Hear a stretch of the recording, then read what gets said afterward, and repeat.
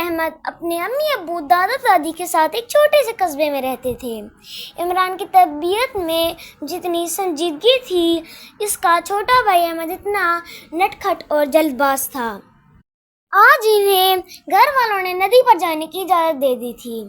ناشتے کے بعد احمد نے امی سے پوچھا، امی آپ نے ہمارا دوپہر کا کھانا پیک کر دیا نا؟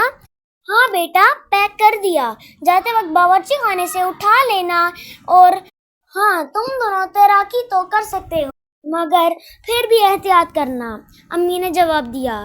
کچھ دیر بعد دونوں بھائی ندی پر موجود تھے۔ وہاں انہوں نے خوب مزے کیے، ندی کے ٹھنڈے پانی میں تیراکی کی، درخت کی شاخوں پر جھولے، تتلیوں کا پیچھا کیا۔ چلو احمد، اب بہت بھوک لگ رہی ہے، عمران نے ایک درخت کے سائے میں بیٹھتے ہوئے کہا۔ بیگ سے اپنا لنچ باکس نکالا، لیکن احمد بھی اپنا بیگ ٹٹول ہی رہا تھا۔ کیا ہوا؟ کیا ڈھونڈ رہے ہو؟ علی نے پوچھا۔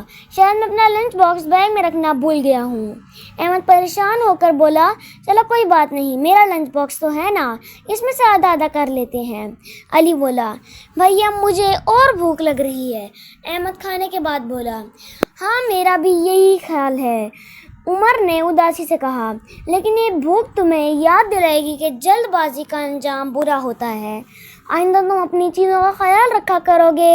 جی بھیا، آپ ٹھیک کہہ رہے ہیں، اب میں جلدی نہیں کیا کروں گا، اپنی چیزوں کا خیال رکھوں گا۔